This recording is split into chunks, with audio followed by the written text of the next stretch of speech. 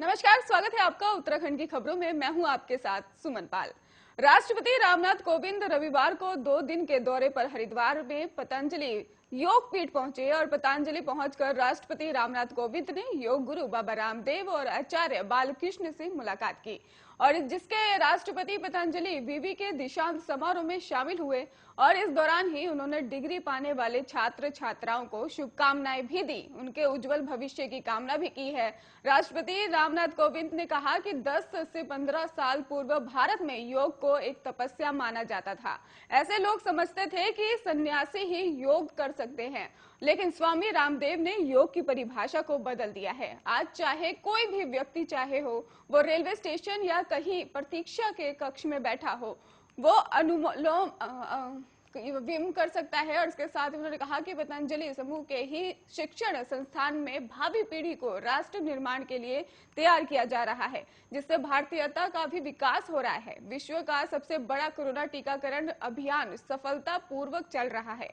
कहा कि प्रकृति के अनुरूप ही जीवन शैली को अपनाएं और प्राकृतिक उत्पादों का प्रयोग करना लाभदायक होगा। पतंजलि शिक्षण संस्थान के भी माध्यम से देश की ज्ञान परंपरा को संपूर्ण विश्व प्रसारित किया जा सकेगा और ऐसे ही विदेशी विद्यालय भारतीय मूल्य और विचारों को प्रचार प्रसार कर सकेंगे, जिसमें पतंजलि विश्वविद्यालय का अहम योगदान रहेगा। राष्ट्रपति रामनाथ कोविंद ने भ्रमण की भी तैयारियों को लेकर पौड़ी, टिहरी, रुद्रप्रयाग, चमोली और उत्तरकाशी जनपदों की पुलिस फोर्स परमार्थ निकेतन आश्रम पहुंची है और राष्ट्रपति की सुरक्षा व्यवस्था में 5 एएसपी, 8 सीओ और 4 निरीक्षक, 34 उप निरीक्षक और कई लोग शामिल हैं। आपको बता दें कि 15 महिला कांस्टेबल और 12 यातायात कांस्टेबल, 2.5 प्लाटून पीएससी और लोग भी शामिल हैं।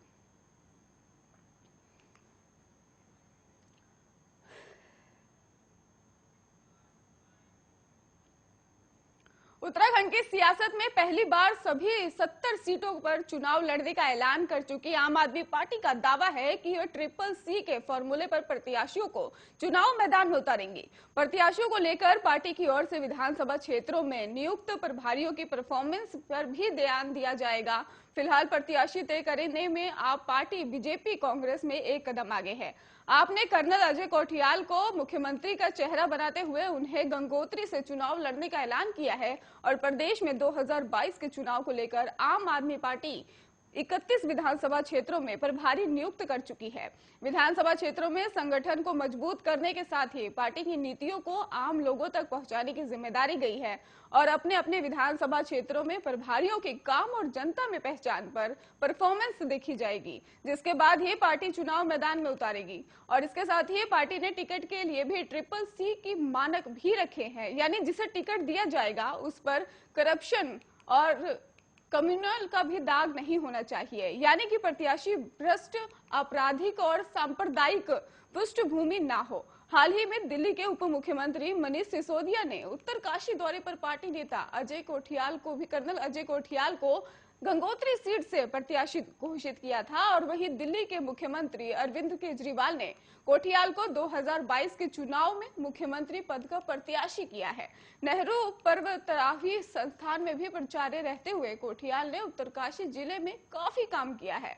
केदारनाथ सहित प्रदेश के आपदाओं में भी उनका नाम जो है वो सराहा जाता है और वो लगातार स्थानीय लोगों के संपर्क में भी रहे हैं। इसके साथ ही आपको बता दें कि इसको लेकर भी परीक्षण हो रहा है।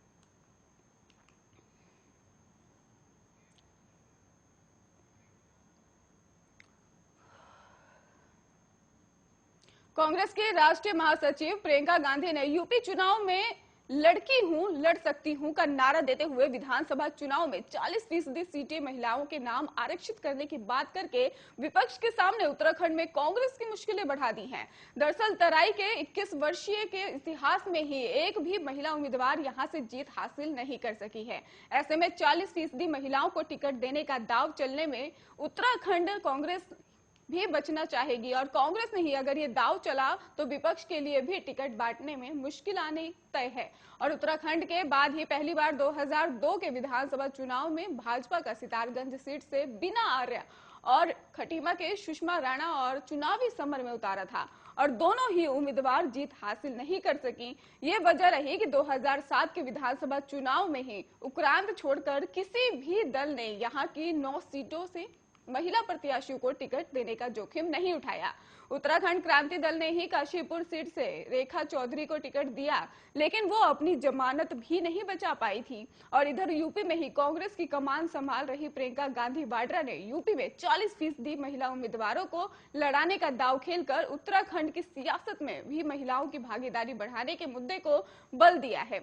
और बीते दिनों जिले भर की सीटों पर रायशुमारी करने राजस्थान से पहुंचे कांग्रेस के नैनीताल उधम सिंह नगर लोकसभा क्षेत्र पर्यवेक्षक राजेंद्र यादव के सामने जब ये सवाल उठा तो उन्होंने सीधे पार्टी हाईकमान पर फैसला छोड़ दिया।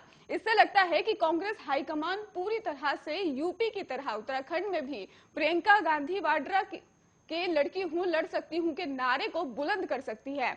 पर सवाल यह है कि क्या प्रदेश हाईकमान जमीनी हकीकत और इतिहास को देखते हुए 70 सीटों में से 40% सीटें यानी 28 सीटें महिलाओं को देने का दाव चलेगा या केंद्रीय नेतृत्व से मनुहार करेगा और उत्तराखंड में इस दाव से फिलहाल परहेज ही किया जाएगा। अभी तक हुए विधानसभा चुनाव में प्रदेश में किसी भी पार्टी ने महिलाओं को 15% टिकट भी मुश्किल से ही बांटे होंगे।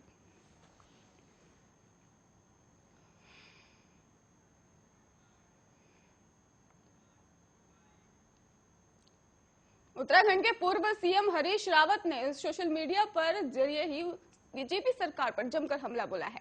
उन्होंने कहा कि गैरसैंण में ही विधानसभा सत्र होगा या नहीं, भराड़ीसैंण में ही विधानसभा बैठेगी या नहीं।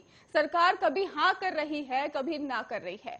सरकार बहाने कुछ भी बनाए, लेकिन सरकार भराड़ीसैंण में ही विधानसभा सत्र नहीं करना चाहती है क्योंकि सरकार को ठंड लग जाती है। उन्होंने कहा कि पहले भराड़ीसैंण में ही भीषणकालीन राजधानी घोषित करते हुए कहा था और मगर उस राजधानी में घोषणा के 2 साल बाद भी अधिकारी तो छोड़िए, कोई भी चपरासी नहीं बैठ रहा है और कोई कलर साहब भी नहीं बैठे हुए हैं। इसको लेकर भी उन्होंने कहा कि सरकार ने 25,000 करोड़ के पैकेज की घोषणा की और वो पैकेज कहीं धरातल पर नहीं है। ये बीजेपी का डबल स्टैंडर्ड है और कांग्रेस हमेशा से ही भराड़ीसैंण में ही पक्ष में खड़ी है और आगे भी खड़ी रहेगी। अवसर मिलेगा तो भराड़ीसैंण राज्य की राजधानी होगी। और बता दें आपको कि उत्तराखंड विधानसभा के शीतकालीन सत्र की तारीखों में एक बार फिर बदलाव किया गया है। अब देहरादून में 9 और 10 दिसंबर को ही सत्र आहूत होगा और इससे पहले ही भराड़ीसैंण में ही 7 और 8 दिसंबर की तारीख तय की गई थी और ये तीसरी बार है कि जब शीतकालीन सत्र की तारीख बदली गई है। पहले 29-30 अक्टूबर में ही विधानसभा सत्र होना था।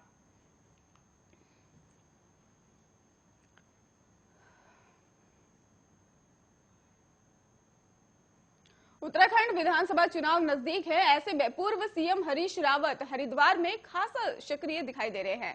खासतौर पर हरिद्वार ग्रामीण विधानसभा क्षेत्र में वो काफी सक्रिय हैं और इसको लेकर हरिद्वार ग्रामीण विधानसभा के विधायक और मौजूदा कैबिनेट मंत्री स्वामी यतीशानंद ने भी हरीश रावत पर तंज कसते हुए कहा है कि हरीश रावत को रात में सपने भी डबल इंजन के ही आते होंगे और इसलिए वो अपने परिवार सहित हरिद्वार ग्रामीण विधानसभा में खासे सक्रिय दिखाई दे रहे हैं। आपको बता दें कि हरीश रावत 2017 में हरिद्वार ग्रामीण विधानसभा सीट से चुनाव लड़े थे, जिसमें उन्हें मौजूदा कैबिनेट मंत्री स्वामी से ही हार का सामना करना पड़ा था। आगामी विधानसभा चुनाव 2022 को लेकर हरीश रावत एक बार फिर सक्रिय हो गए हैं। हरीश रावत का हरिद्वार से पहले ही प्रेम रहा है और इससे पहले आपको बता दें कि हरीश रावत की सक्रियता ने ही सियासत जो है वो गरमा दी है। वहीं विधायक स्वामी ने भी हरीश रावत पर तंज कसते हुए कहा है कि हरीश रावत को दिन रात सपने में ही डबल इंजन की सरकार के आते होंगे और उन्होंने कहा कि प्रधानमंत्री नरेंद्र मोदी के नेतृत्व में बीजेपी की सरकार लगातार विकास के कार्य कर रही है, जिन्हें अगर गिनाना शुरू करें तो कई घंटे लग जाएंगे। उन्होंने कहा कि बीजेपी से पूर्व कमान कांग्रेस के ही हाथों में थी, लेकिन उसने जनता को लूटने और जनता को जाति धर्म में बांटने का काम किया है।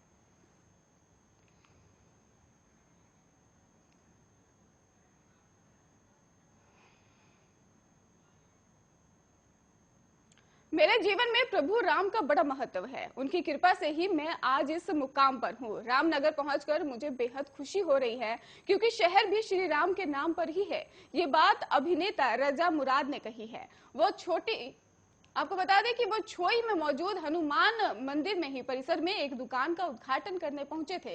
अभिनेता ने कहा कि श्री राम का उनके जीवन में बेहद प्रभाव है। उनका गृह जनपद रामपुर है जो श्री राम के नाम पर है। उनका पूरा नाम रजा अली मुराद है और नाम के पहले 3 अक्षरों को मिलाओ तो राम बनता है। आपको बता दें कि 14 साल कड़ी मेहनत करने के बाद उन्हें राम तेरी गंगा मैली फिल्म में ब्रेक मिला और राम तेरी गंगा मैली फिल्म के मेरे जीवन की कया पलट ही कर दी थी, ऐसा उनका कहना है। और इसके साथ ही आपको बता दें कि अभिनेता के अनुसार वो भी धर्मेंद्र की तरह हीरो बनना चाहते थे, लेकिन हालात की वजह से वो विलेन बन गए। और कहा कोई भी अभिनेता विलेन नहीं बनना चाहता है, हालात के आगे मजबूर होकर जो रोल मिले उसे निभाते रहें और आज इस मुकाम पर हूं।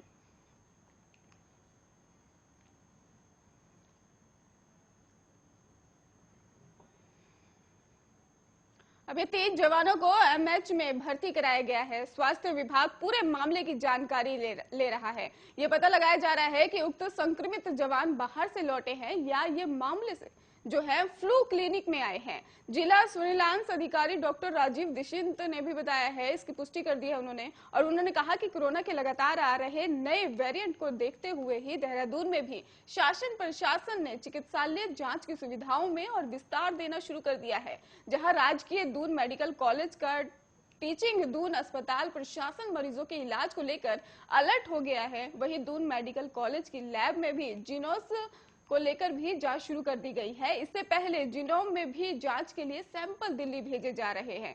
और इसके साथ ही उन्होंने कहा कि राजकीय दून मेडिकल कॉलेज के प्राचार्य डॉक्टर आशुतोष सयाना ने भी बताया कि कॉलेज में लैब स्थापित की गई है। सभी केंद्रों में कहा गया है कि वो जांच को सैंपल जो है वो भेज दें। और उधर जिला सर्विलांस ने भी ये जानकारी सामने रखी है कि इंदिरा गांधी राष्ट्रीय वन अकादमी में भी संक्रमित मिले हैं और 8 आईएफएस अधिकारियों के सैंपल लिए गए हैं। और इसके साथ ही उन्होंने ये भी कहा कि वहीं से सैंपल भेजे गए हैं, जबकि अन्य संक्रमित जो हैं उनको लेकर भी जांच की जा रही है, उन्हें भी अस्पताल भेज दिया गया है। उत्तराखंड में शनिवार को 14 नए कोरोना संक्रमित मिले हैं और वहीं एक भी मरीज की मौत नहीं हुई है, जबकि 8 मरीजों को ठीक होने के बाद घर भेजा गया। राज्य में सक्रिय मरीजों की संख्या अब 150 हो गई है और शनिवार को ही 9 जिलों अल्मोड़ा, बागेश्वर, चंपावत, हरिद्वार, पौड़ी और पिथौरागढ़, रुद्रप्रयाग, टिहरी और उत्तरकाशी जिले में एक भी संक्रमित मरीज जो है वो नहीं मिला है। वहीं देहरादून में 10 और चमोली और उधम सिंह नगर में 1-1 और नैनीताल जिले में भी 2 संक्रमित मिले हैं। प्रदेश में अब तक कोरोना के कुल संक्रमितों की संख्या बात की जाए तो उसमें बढ़ गई है। और इसके साथ ही ये भी कहा जा रहा है कि कोरोना की जो रफ्तार है वो दोबारा से देखने को मिल सकती है, क्योंकि लगातार कोरोना के जो मरीज हैं वो मिल रहे हैं।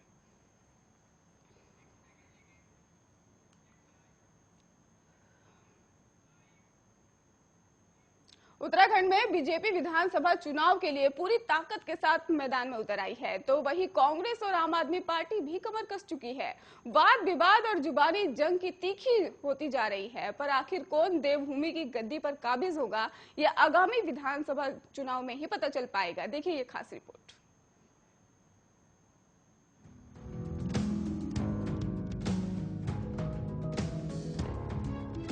2022 के विधानसभा चुनाव को लेकर उत्तराखंड में सरगर्मियां बढ़ गई हैं। जहां एक तरफ सत्ताधारी बीजेपी चुनाव को लेकर अपनी तैयारियों में जुटी है, वहीं कांग्रेस पार्टी ने भी 2022 में सरकार बनाने का दावा कर दिया है। मुख्यमंत्री पुष्कर सिंह धामी ने दावा किया है कि कांग्रेस परिवर्तन यात्रा कर रही है, जबकि सरकार जनता का काम कर रही है। कांग्रेस पार्टी के प्रदेश अध्यक्ष गणेश गोडियाल का कहना है कि सभी कार्यकर्ता एकजुट होकर 2022 विधानसभा चुनाव के लिए लगे हुए हैं और 2022 में कांग्रेस पार्टी ही सरकार बनाएगी। आपको बता दें कि 2017 के विधानसभा चुनाव में 70 सीटों में से कांग्रेस पार्टी 11 सीटें हासिल कर पाई थी, जबकि भाजपा को 57 सीटें मिली थी। अब 2022 का चुनाव होने जा रहा है, जिसके लिए दोनों राजनीतिक दलों ने तैयारियां शुरू कर दी हैं। दूसरी ओर उत्तराखंड में पहली बार चुनाव लड़ने आ रही आम आदमी पार्टी ने भी अपनी तैयारियों में कोई कसर नहीं छोड़ी है। 2022 में उत्तराखंड में होने वाले विधानसभा चुनाव में किस्मत आजमाने जा रही आम आदमी पार्टी ने मुख्यमंत्री उम्मीदवार का ऐलान कर दिया है। आम आदमी पार्टी ने रिटायर्ड कर्नल अजय कोटियाल को अपना सीएम उम्मीदवार बनाया है। पार्टी के संयोजक और दिल्ली के सीएम अरविंद केजरीवाल ने देहरादून में पार्टी की प्रेस कॉन्फ्रेंस में यह ऐलान किया कि देश को नेता नहीं, देशभक्त चाहिए। उत्तराखंड की सियासत में सैनिकों का अहम रोल है, जिसको देखते हुए सत्तारूढ़ बीजेपी और कांग्रेस दोनों ही पार्टियां सैनिक और पूर्व सैनिकों को लुभाने में जुटी हुई हैं। बीजेपी सैन्य धाम को लेकर की जा रही तैयारियों के जवाब में कांग्रेस शहीद सैनिकों के स्वजन और पूर्व सैनिकों को सम्मानित करने की मुहिम शुरू कर चुकी है। वहीं आम आदमी पार्टी ने कर्नल अजय कोठियाल को सीएम फेस बनाकर सैन्य बहुल उत्तराखंड में फौजी वोट बैंक पर सेंध लगाने के लिए बहुत बड़ा कदम उठाया है। ऐसे में देखना है कि इस बार उत्तराखंड की सत्ता पर कौन काबिज होता है। उत्तराखंड में तकरीबन हर परिवार से एक व्यक्ति सेना में है या फिर उसका सैन्य परिवार से संबंध है। राज्य में सैन्य परिवारों से संबंधित 12% मतदाता हैं, जो किसी भी राजनीतिक दल का खेल बनाने और बिगाड़ने की ताकत रखते हैं। ऐसे में कांग्रेस इस बार पिछले चुनाव की तुलना में ज्यादा सावधान है, जिसके लिए किसान से लेकर सरकारी कर्मचारी, युवा और अब सैनिक को भी अपने साथ जोड़ने की मुहिम में लगी है। बता दें कि 2017 के विधानसभा चुनाव में सैनिकों और पूर्व सैनिक मतदाताओं को साधने में बीजेपी आगे रही थी। यही वजह है कि इस बार भी बीजेपी की नजर सैनिक परिवारों के वोटों पर है। इसी के मद्देनजर बीजेपी देहरादून में बनाए जा रहे सैन्य धाम में प्रदेश में शहीद सैनिकों से संबंधित गांवों की मिट्टी लाने के लिए शहीद सम्मान यात्रा निकाल रही है। उत्तराखंड में बड़ी संख्या में सैन्य परिवार को देखते हुए कांग्रेस उन्हें साधने की हर मुमकिन कोशिश में जुट गई है। बीजेपी के शहीद सैनिकों के गांव की मिट्टी को सैन्य धाम की कोशिशों को संजीदगी से ले रही कांग्रेस ने जवाबी रणनीति के तौर पर शहीद सैनिकों के परिजनों और पूर्व सैनिकों को गाँव में जाकर सम्मानित करने का अभियान शुरू किया है, ताकि सैनिकों को साधने में पीछे न रहे।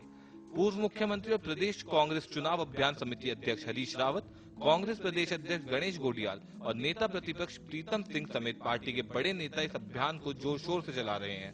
पूरे प्रदेश में कांग्रेस का यह अभियान चल रहा है। पूर्व सैनिकों को पार्टी से जोड़ने की कवायद में जुटी कांग्रेस इस बार कोई कसर नहीं छोड़ना चाह रही है। विधानसभा चुनाव के करीब आते ही राजनीतिक दलों में दल बदल की राजनीति भी तेज हो गई है। फिलहाल यह सिलसिला कांग्रेस और भाजपा में जारी है, ताकि जिताऊ कैंडिडेट को तोड़कर अपनी पार्टी में शामिल कराया जाए और किसी भी तरीके से पार्टी को सरकार बनाने तक पहुंचाया जाए। वहीं दूसरी ओर उत्तराखंड में पहली बार चुनाव लड़ने जा रही आम आदमी पार्टी इस मामले में फिसलती नजर आ रही है। उत्तराखंड में विधानसभा चुनाव के लिए मात्र 3 से 4 माह का वक्त बाकी रह गया है और यह 3 महीने हर राजनीतिक पार्टी के लिए काफी अहम है, क्योंकि इस वक्त में ही पार्टी को जनता के बीच पहुंचकर पैठ बनानी है, अपने लिए जिताऊ कैंडिडेट की तलाश भी करनी है। उत्तराखंड में इस बार विधानसभा चुनाव में भाजपा, कांग्रेस और आम आदमी पार्टी में कांटे की टक्कर होगी। यही वजह है कि पार्टी जिताऊ कैंडिडेट की तलाश में जुटी है। दल बदलकर किसी भी तरह से पार्टी को सरकार तक पहुंचाने की कोशिश की जा रही है। इसमें सबसे आगे भाजपा और कांग्रेस है। भाजपा ने कांग्रेस को पहले झटका देकर विधायक राजकुमार और निर्दलीय 2 विधायकों को पार्टी की सदस्यता दिलाई, तो कांग्रेस ने भाजपा पर करारा प्रहार करते हुए कैबिनेट मंत्री यशपाल आर्य और उनके पुत्र संजीव आर्य को कांग्रेस में शामिल कर दिया। लेकिन आरोप एक दूसरे पर लगाए जा रहे हैं। कांग्रेस का आरोप है कि प्रदेश में तोड़फोड़ की राजनीति भाजपा ने शुरू की, जो राज्य में अब तक जारी है। तो वहीं भाजपा का आरोप है कि कांग्रेस का चरित्र शुरू से ही तोड़फोड़ कर रहा है। उत्तराखंड छोटा राज्य होने के नाते राजनीतिक पार्टियों को सियासत का सॉफ्ट टारगेट लगता है। इस बार आम आदमी पार्टी ने भी उत्तराखंड की सियासत में दस्तक देकर भाजपा और कांग्रेस को चौंका दिया है। मुकाबला त्रिकोणीय हो गया है।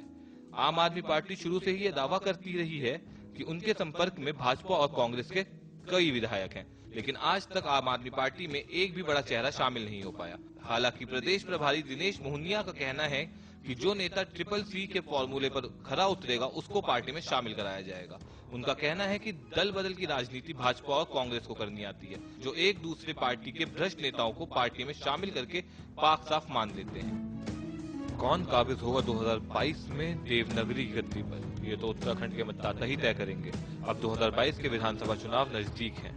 ऐसे में कांग्रेस, बीजेपी और आम आदमी पार्टी के साथ तमाम राजनीतिक दल अपनी अपनी पार्टी के सत्ता में आने के दावे कर रहे हैं। इन दावों के साथ अब देखना होगा कि उत्तराखंड में कौन बनाएगा अपनी सरकार। Bureau report, Arya news.